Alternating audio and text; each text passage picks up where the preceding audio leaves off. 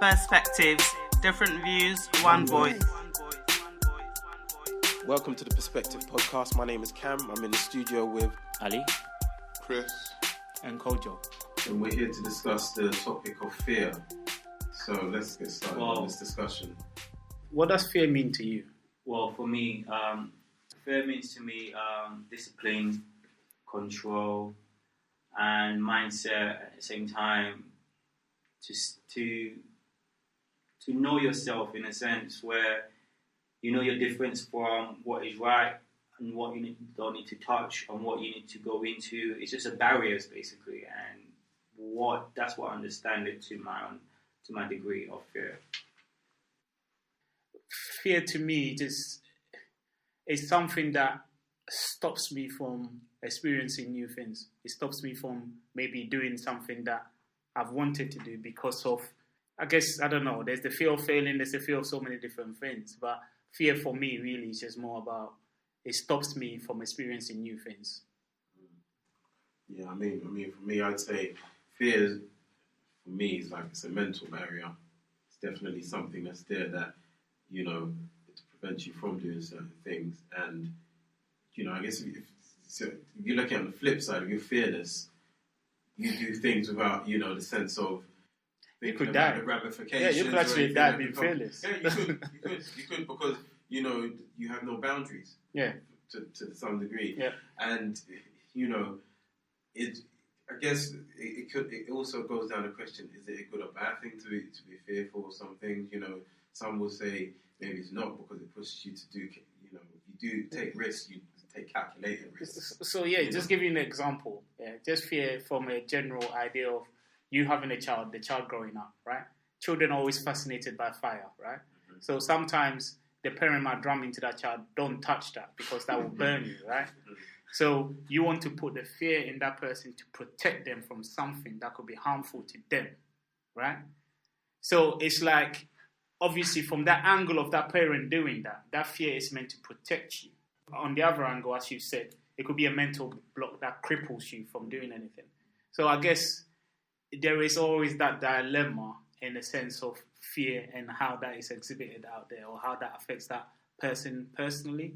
And I guess for that child, even though that child is told that this is fire, do not touch it, how many children actually end up touching the fire? And when they actually get burnt is when they realize that, oh, I don't actually need to touch this. This is why. We go through life a lot of the time saying, oh, this is why my mom said this. This is why my mom said this about friends. This is why so-and-so said this about certain things. So would you call that fear?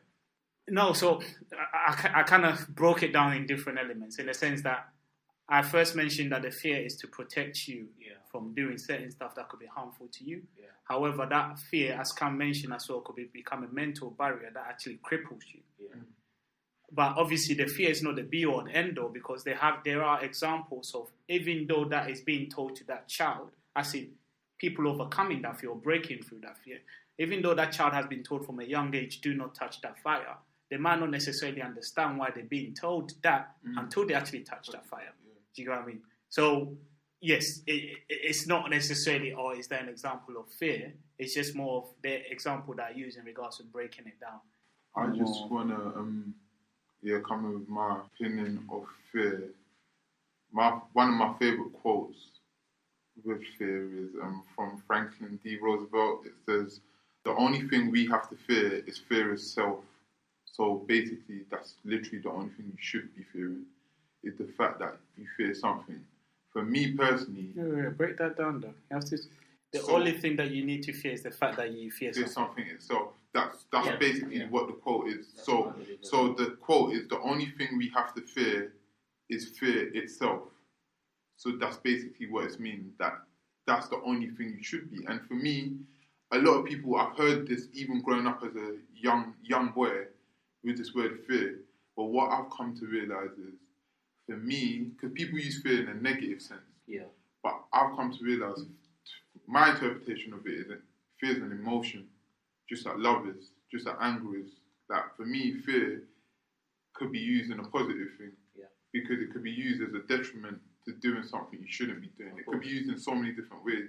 So it's how you approach fear, because like the saying, you should only fear itself. So if you're fearless, you can navigate, do you see what I mean, a lot better in life, because you just know, even if fear was to try and come over you, it's an emotion that you can overcome. Do you understand? Anything that's like an emotion, you can be able to control it if you really wanted to. The only emotion that I feel like you can't control is probably love. Yeah. Do you understand what I mean? But when it comes to anger, whatever, you can control that. So when it comes to fear, just like with phobias, that's a form of fear. Do you see what I mean? That could have been an exaggerated form of fear. So with a phobia, people can overcome that. So with anything you fear, you can overcome it. It's just about changing your mindset to what it is you fear. It's a short period of time as well. It comes like for example, you mentioned about, that's if you train your mind. You mentioned about training your mind to certain types of fears. In fact, Kendrick Lamar's got a song called Fear, and in the song he talks about. He starts off the song by he gives different scenarios where situations that made him fearful from when he was younger, and he may have mentioned things like his mum would hit him if he did something, or if he mentioned something to someone, or he would even be talking about like interacting with people in his neighborhood and them saying certain things to him, which violence. Some form of violence, which may have developed some sense of fear in him towards that and all that sort of stuff. And as time has gone on, those levels of fear built up in those sort of things. So you've got to, if he's encountered those things of fear, those fearful situations from a young age up until a certain age, it may very well be difficult to train your mind. It's going to be difficult, but all that is conditioning. So it's just that if you're conditioned, that's just like saying if you're socially conditioned to be a thug for the last 25 years of your life, does that mean the next 25 years of your life you're going to be a thug? That's literally all it is. If you change your mind state, bro, like this is just me personally again. When it comes to mind state and mindset, for me, I'm a very big believer in that you can achieve anything you want to. Like, as in, literally, like, you see me, that the person you know as me now, if I completely change my mindset, by tomorrow, I could be completely someone different. Just like how I present myself to you, like, it will only be so, like, certain core things in me that will remain me. Do you see what I mean? But I could change my whole trajectory of how my life is going. Do you see what I'm saying? Changing your mindset and changing your trajectory, unless you feel like you're being shackled, that fear is the reason why you're not able to change your lifestyle. No, but that's if I wanted to. No, but because if you want to, you could do anything, but it's not necessarily being driven from a fear aspect of it, is what I'm trying to say. Oh, yeah, no, but... So for instance, if I wanted to be a doctor or an architect, I could do that if I change my mindset. But it's not because I have a fear of being a doctor or I have a fear of being an architect or I have a fear of studying in exams or anything like that. Do you know what I mean? So that's just what I just wanted to say.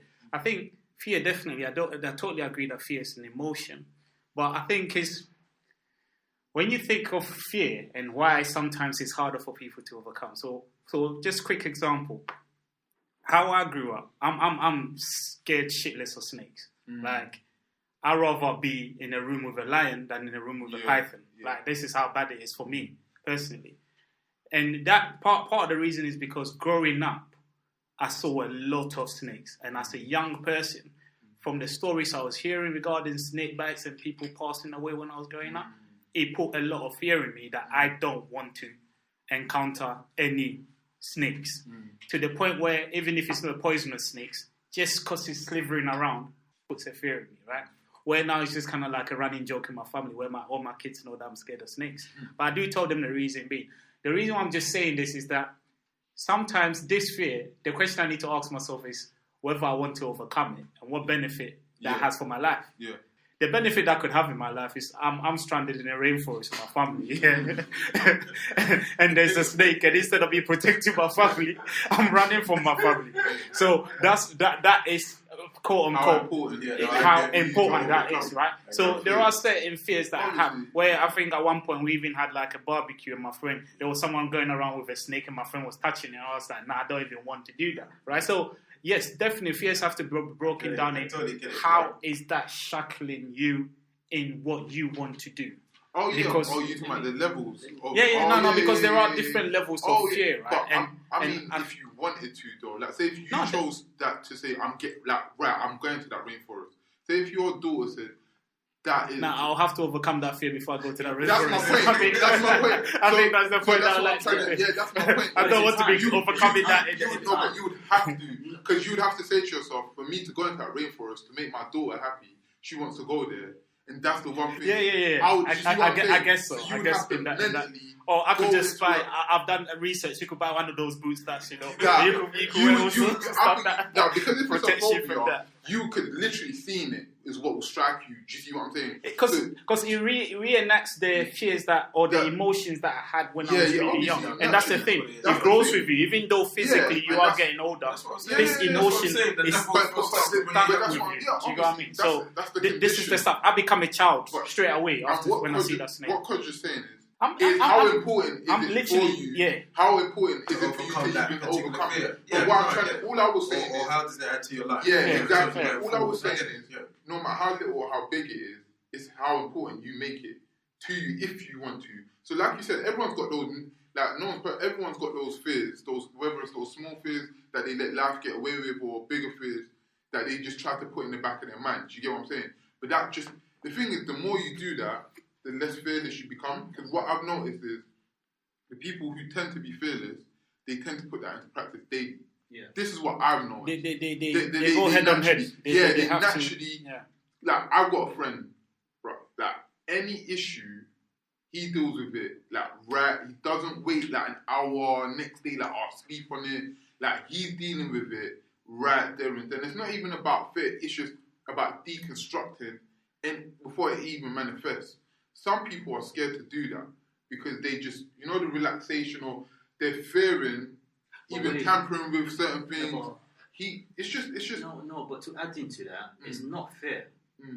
Certain times you have to wait for a certain time to certain things to be done. Obviously, no. But what I'm talking about, no. I'm talking about. You said I'm talking about. When he has a situation, he has to deal with it there and then. He doesn't sometimes it's being wise. Right? You have to be wise. Obviously, no. It depends on the situation. I'm back to the topic of taking risk, calculating risk, calculating. Not just doing things. I'm not talking about in that aspect, because obviously I know the aspect you're talking about.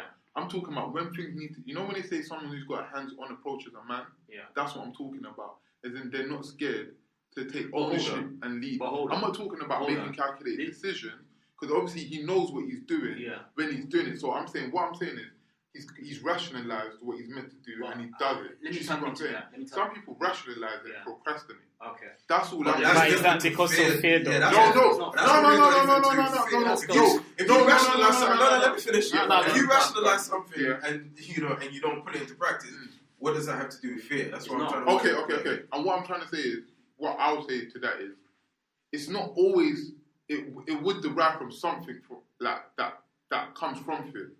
So whether as in how you became a procrastinator. No. Because but it still derives from fear. So if you. Well, you don't say just don't tolerate anything. You can even look at, like, let's say now, someone who doesn't do their homework, a school kid. Yeah. Why he doesn't do his homework? He knows he's smart enough to do his homework.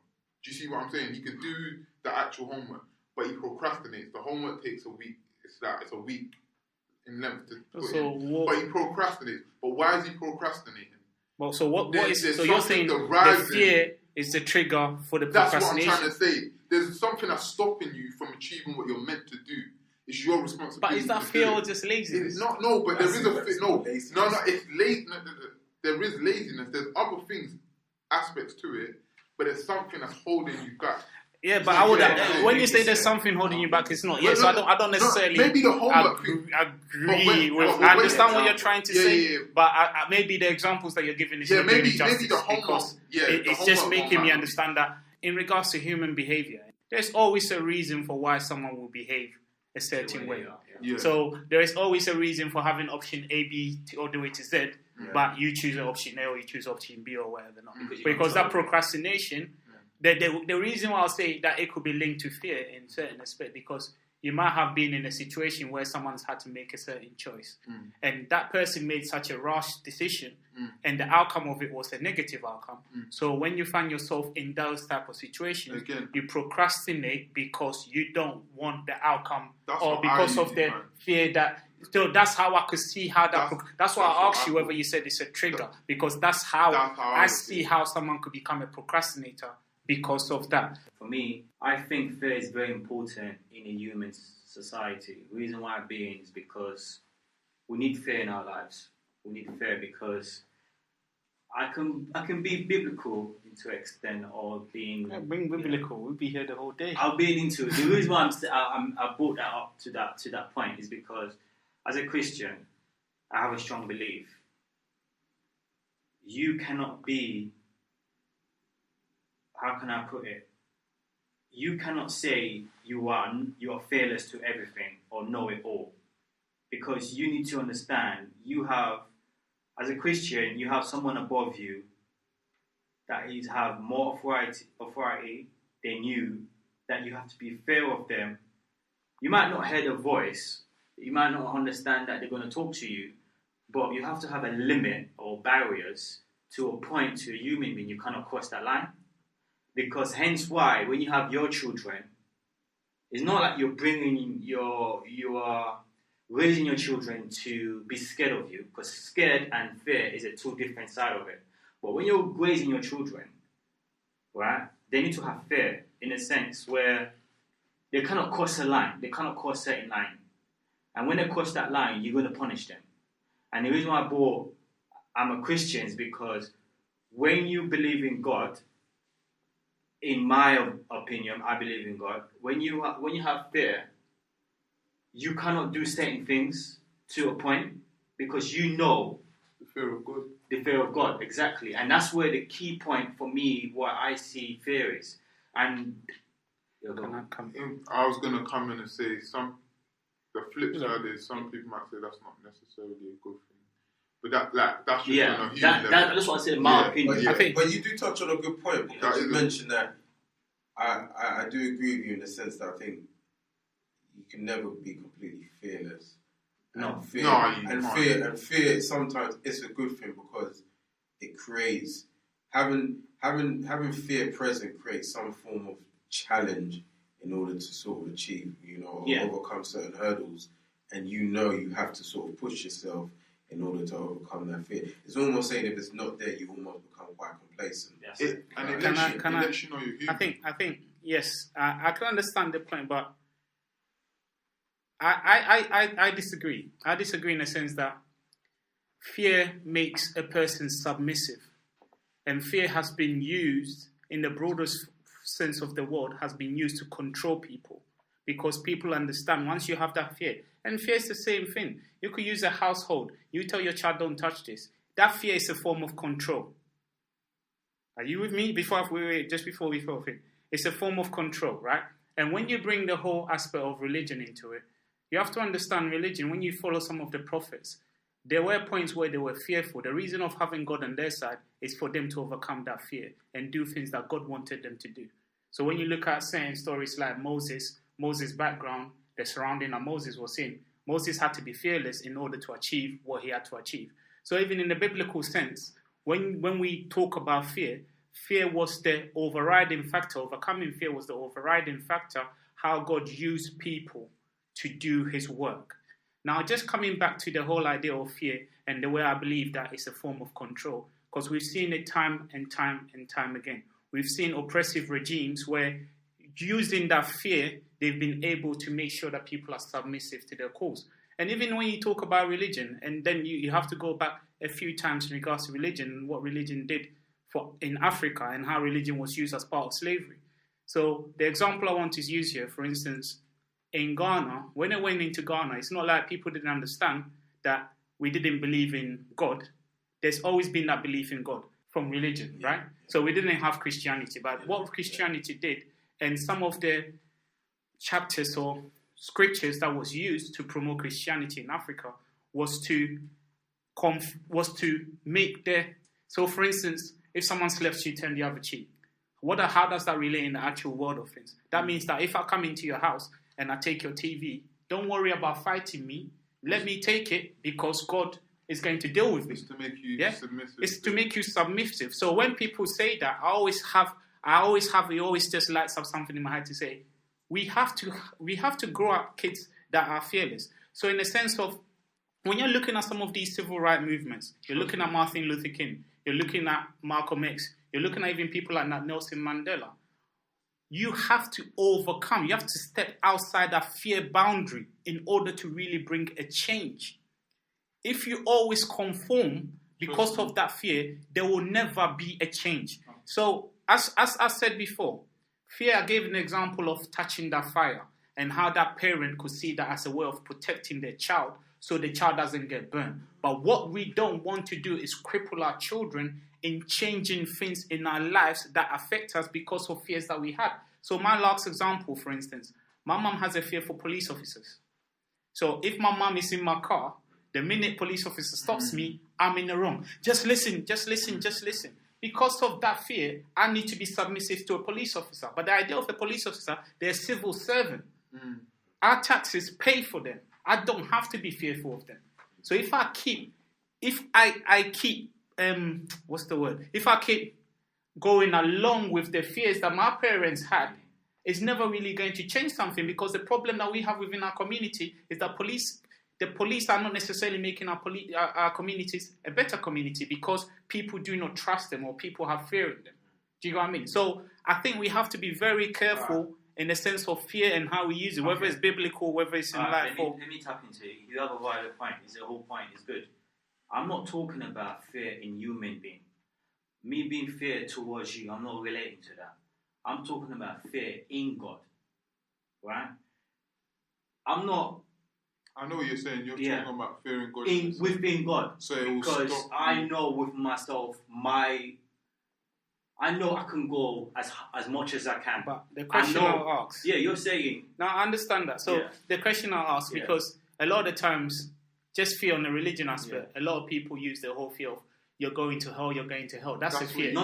Wait. I'm not relating to that. I'm not even saying you're relating to that, because you brought religion, you brought Christianity into it. Yeah. So in regards to what you're relating to, you're talking about fear of God being the overriding factor. Yeah. But then your denomination or your Christianity gives you a certain way of fitting into that fear, or what that fear actually means for God. Because for instance, there's the 10 Commandments. Yeah? Right? Yeah. So what I'm saying here, that fear, because we can't say all Christians are doing the right thing because of that fear of God. Of course not. Right?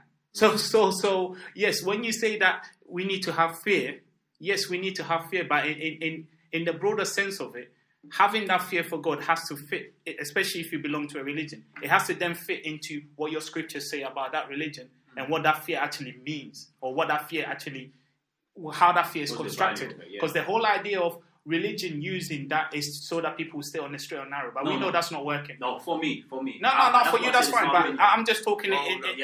For me, my fear, I can go. But your fear is dictated to by the Bible. No. How can it not be? Because my fear. Hear me out. My fear is God. You understand? It's like I have. What fear do you have? Let him say it, and then you understand? My fear of God is I know I can kill someone, or I know I can do something. I know I can cross the line and do as much bad thing as I want. Right? It keeps me control within myself because I have fear in God. Yeah, but that's all it is. So what you're saying is, you're saying because of the love, and the fear of God. Exactly. But what it is, you fear God's retribution. That's it. So you fear God's wrath. You fear God being angry at you. That's it. That's what you fear. Where did you get that sense of fear? No, it's just the way. But where did you get that sense of fear? No, it's just when I'm being growing up. No, but how did you get that sense of fear? It's a social construct. Where did you get it? It's just a natural. No, it isn't natural. You had to taught it. It's not natural. You've been taught it. Wait. No, I understand. No, you don't understand. Because you would answer the question straight. There's only one question answer here. Yeah. That's what I'm trying to let you know. Who taught you that you should fear God's wrath? In that way. Who taught you that in the very first place? To be frank. No, wait. To be frank, it's not who taught me. It's how I grew up. But how did you grow up? I grew up with a family home that believe in the right way, or they think they believe the in Christian way. Not necessarily. Okay, because the religious way. No, I know exactly. So Islamic background. Yeah. But then obviously you grew up as a Christian. Yeah. So the fear of God you've got was from the Islamic text or the Bible, correct? You yes. can say. No. You can't answer me. No, wait. You cannot answer. Do you know why I'll tell you why I'll answer the Why? question? Because if your mum tells you to say the Hail Mary or to say the Lord's Prayer or to say any type of prayer, is coming from the Bible with the Bible. Right, my mom never told me that. Let me add this. Let me add this. Wait, Chris. Let me add this. Because what he's trying to do is, because he doesn't want to wait. Wait, 1 second. 1 second. Go on, Chris. Because for me personally, you're being actually pause. Go. Let him make his point. Because I totally understand what you're coming from. Everyone here knows that. Let him make his point. Let me look at the point. Chris, go. Look how long we've let his point. Go. No, it's not about how long. This is a more important thing. It's just for me. It's not my mom. It's not my parent. Okay. I was young. I was in primary school. I can remember this time. I used to fight girls. Right? And my mom sat me down and said that is a wrong thing to do to fight girls. Yeah. I didn't have a clue. I thought fighting a girl because... Okay.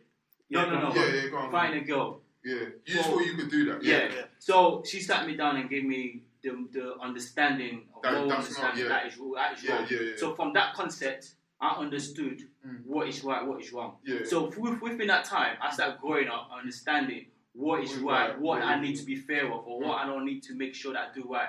So that's why I got my understanding. Okay, wait. No, Chris, you can't just be part. Like, it's not just you two. I want to be part of this conversation. Jesus. Look, You're part of it. Come on. Look, I think personally, I fully agree with what Chris is saying. He just broke it down what I wanted to say. Yeah, because what you've just said here, even with the example of the girls and you fighting girls, it just shows you that it's a social concept. It's a social construct, I should say, that is being dictated to by your environment, right? So, for instance, you could go into like the rainforest. There are tribes there, right? And those tribes there, they live to a different social construct than what we live towards. Certain stuff that we might do here, we feel is wrong. When they do that, they don't feel like anything is wrong with it, right? It's because of how you've been brought up, your social conditioning, right? So a lot of the stuff that you're saying, Ali, is either your environment dictated that, meaning that your friends, your family, but when you talk about Christianity and you start a sentence to say, for me and the religion that I belong to, Christianity, and then you talk about God and fear for God, that's dictated to by the Bible if you are a Christian, because that is what sets that concept of what you need to be scared of or what you need to be afraid of. That's what Chris is trying to say. I get his point. And that's what we wanted you to admit, to say that this, because look, all I'm saying here is that ideas just don't come from nowhere. Of course not. Sometimes ideas come to us from things that we've seen, because everything that you were saying is just based on some sort of scripture. Whether it's first hand or second hand, it's based on that. But just moving away from Christianity and the whole idea of fear, there is other concepts of fear that we might have not tackled.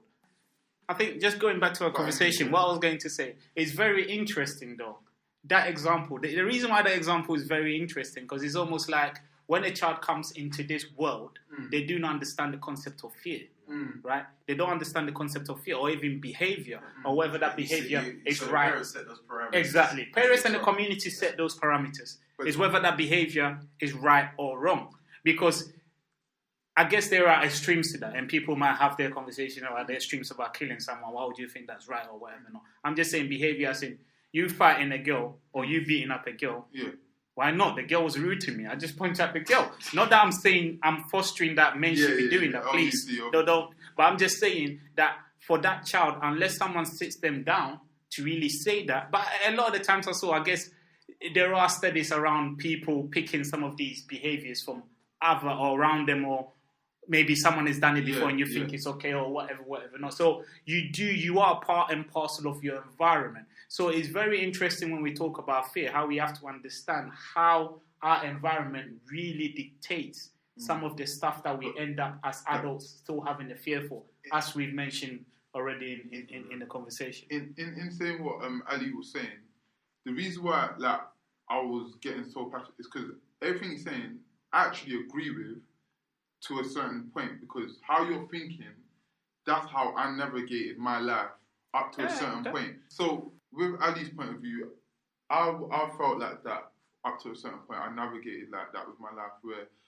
my life, especially before I would say 18, just naturally like pre-adolescent times and all of that. You know, the innocent stages.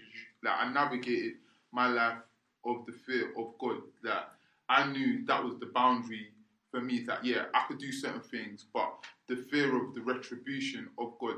One thing for me in the back of my head was I wouldn't want to make God angry.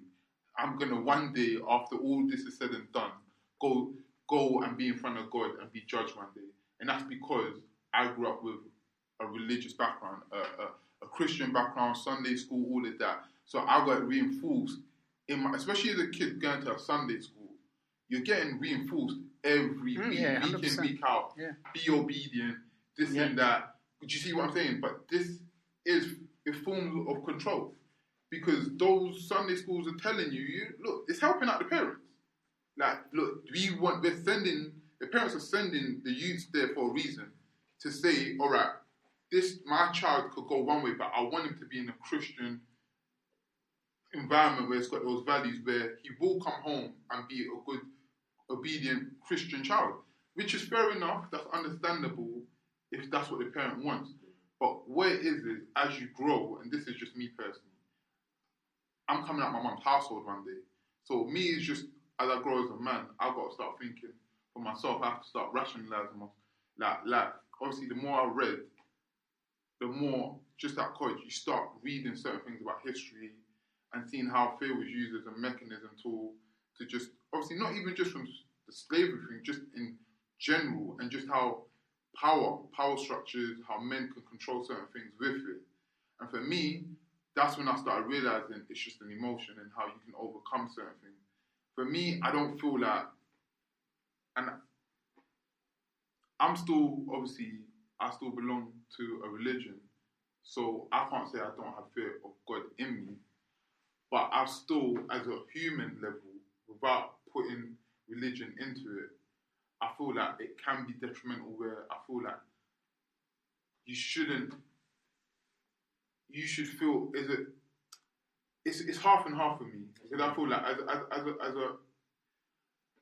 my religious side feels like the only thing you should fear is God. So I do feel the fear of God, but I feel like no one should fear anything. Of course not. Do you see what I'm saying? Because your mind, because your mind could get limited when you start adding if you do add the religious aspect to life, your mind could get limited. Well, guess what? So I do get someone who doesn't believe. If someone doesn't believe in God, the way they think is going to be completely different, and the risks they could take and the way they can enjoy life is complete. Because you got to remember, when I say enjoy life, the reason why people will say, like someone who's religious might go, they're not enjoying life because I'm going to get in the hereafter. That person don't believe in the hereafter. Do you see what I'm saying? And that's what limits someone who's religious, because they're thinking, I'm not enjoying, I might not be doing what they're doing, but I'm going to get it all when I die and go to heaven. Because that's the concept of religion. Do you see what I'm saying? But if you didn't have that concept, you'd be doing what they're doing. Okay, let me add that. You raise a valid point, which just triggered my mind, because if you're seeing our youth right now, the way they're behaving, they're fearless. Would you not agree to that? No. I'll step in. Can I just make a point on that? So I think the youths are behaving like that because of fear in the first place.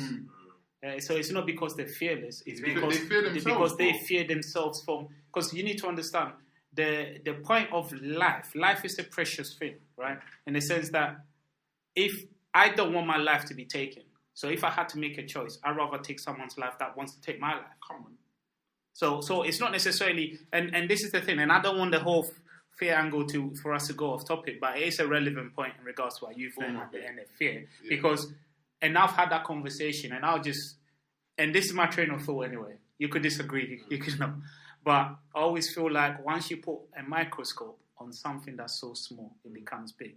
In the sense that when you think about in the UK, first of all, we start labeling it black on black crime. So it's not like stabbings are not happening. People are stabbing each other whether they're white, whether the hooligans were actually arranging to meet up, have a fight, stab each other, whatever. Those type of things were not being reported as some sort of knife, white on white crime. So you start labeling it black on black crime. Now, when you start labeling it black on black crime, then you're able to actually pick at every point where this happens. So if it happens in London, black people are killing black people. Happens in Manchester, black people are killing black people. And the problem that you have with that blows it up in a major way. So now my child that's sitting at home watching TV is seeing all these young black boys that are always stabbing each other.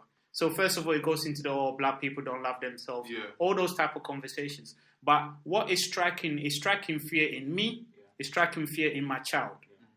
So if my child, all of a sudden, we've got this environment where our children feels like they're not being protected. Because, for instance, one thing I always think about growing up in the school that I attended is because if something happens, by the time the police will come down to that school, you're already dead. Yeah, you're not protected. You are in constant fear. If something happens, it's just you being there, right? So if you have that child that's growing up seeing all these around them, so this is the environment that they live in. This is what is being pushed out there all the time, right? So that child at some point might say that, oh, you know what? They might not necessarily be a bad child. And I'm not trying to excuse people's behavior for why we have this knife crime epidemic, please. Yeah. So that child might actually become part of the problem because that child at some point might pick up a knife to say, you know what? I don't feel safe. I don't want to die. I'm not selling drugs. I'm not doing anything. I don't feel safe. I don't want to die. I've got this knife. It's not necessarily that I want to kill anyone, but I want to be in a position to protect myself if something was to happen, right? However, having that weapon on them might then lead to someone losing their life. So for me, what I'm saying here is that fear that has been generated is part and parcel of the issues that we have in our community when it comes to our youth. I agree. So fear, I feel like, and I would like to separate this. So the conversation that you guys were having fear for God is definitely something that needs to be put aside, in the sense that whether you believe in religion, there's some people that might not believe in religion. They might believe that there's a higher power. So if you believe in a higher power, you're feeling that this person have this power to create this universe as we see it. So for me, having that fear in that person, because that person doesn't exist, it's not that person doesn't exist. It's your faith. It's your faith, right? Yeah. However, the fear in the man is that person that's in front of you that's saying that you cannot go into that room. That's more what you need to be concerned about. So forget the fear of the God, because that doesn't stop you from doing anything. For me, fear, when we talk about fear, is the fear of that man in front of you stopping you from doing whatever you want to do. So, but one thing we need to understand is that we shouldn't let that fear of God then dictate for us fear in man. They're two separate things. Yeah. We need to empower our young generation to be fearless and tackle or challenge the status quo. I always love it. People that will come out and just say how it is. Because having that talent or even having that belief in yourself to be that only person in that room to say no when everyone is saying yes, you have to have character. Yeah. Because it's easy to say yes. So for me, in our generation, especially how black people find ourselves, we need people that are fearless to challenge the status quo in order to change the environment that we are in. So definitely, when we talk about fear on the personal level, overcoming that fear, I feel like it's very important because, as some of you guys have mentioned, it builds that character over time. I'll go. So, I mean, fear, it's a very loaded topic. There's so much that goes into it because, you know, as we've had in this discussion, there are layers to fear. You know, it touches on issues of religion, parenting, adolescence as well. You know, things can build up to so many different layers or levels in terms of fear.